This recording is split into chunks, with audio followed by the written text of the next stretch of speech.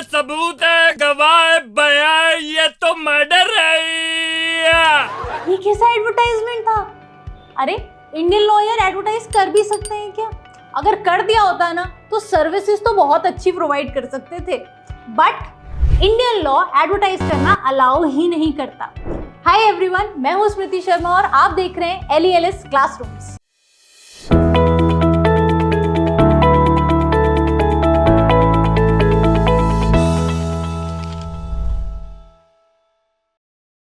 आज के इस वीडियो में हम लोग समझेंगे कि इंडियन लॉ क्यों नहीं अलाउ करता है लॉयर्स को एडवर्टाइज करने के लिए। तो चलिए थोड़ा सा हिस्ट्री समझते हैं और फिर आते हैं मेन मुद्दे पे। इंडिया के अंदर लॉयर्स और लीगल प्रैक्टिशनर्स को अलाउ नहीं है कि वो अपना काम किसी भी तरीके से एडवर्टाइज करें। अब इसके पीछे रैशनल या रूल सिंपल सा इतना है कि बार काउंसिल ऑफ इंडिया को एडवोकेट एक्ट के अंदर एक पावर दी गई। उनको बोला गया कि हमारा जितना भी प्रोफेशनल कंडक्ट है लॉयर्स के लिए, उसके रूल्स एंड रेगुलेशन आप बनाइए। इनको ध्यान में रखते हुए 1975 में बार काउंसिल ऑफ इंडिया ने एक रूल पब्लिश किया जिसका नाम था standard of professional conduct and etiquettes. उसके रूल 36 में ये बोला गया कि लॉयर्स को अपने काम को एडवर्टाइज करना बिल्कुल भी अलाउ नहीं है, और एडवोकेट जो भी इस रूल को वायलेट करेगा उसको पनिशमेंट फेस करने को मिलेगी सेक्शन 35 ऑफ एडवोकेट्स एक्ट के अंदर। पर रूल तो बना दिया, पर क्या इसके पीछे का कोई रैशनल भी होना चाहिए, कोई लीगल सपोर्ट तो होना चाहिए।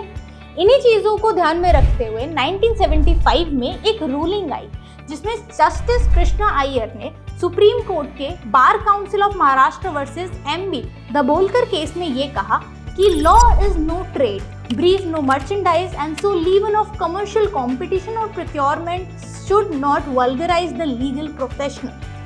सिंपल टर्म्स में लॉ एक ट्रेड नहीं है, उसे बेचा नहीं जा सकता, इसलिए आपको एडवर्टाइज करना भी अलाउड नहीं है। सेम लाइंस में 1995 में Indian council of legal aid and advice versus bar council of India के केस में सुप्रीम कोर्ट ने फिर से ये रीइटरेट किया कि the function of Bar Council of India include the laying down of standard and professional conduct and etiquette, which advocate must follow and maintain the dignity and purity of the profession.